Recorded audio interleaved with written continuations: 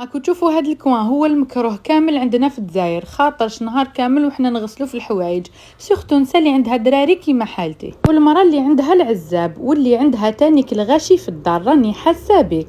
هاد الكوان ما يفرغش من الحوايج، قلت نبدل فيه شويه باش هكذا يطلع لي المورال كي نروح نغسل الحوايج. شاركت معكم هاد لو مومون اللي بدلت فيه شويه ودرت دو زيطاجير يكونوا صحاح ويرفدوا لي تانيك اون بلانت تكون شويه ثقيله ولا البرودوي تاع الماشينه، حاجه اللي توالم في هاد البلاصه.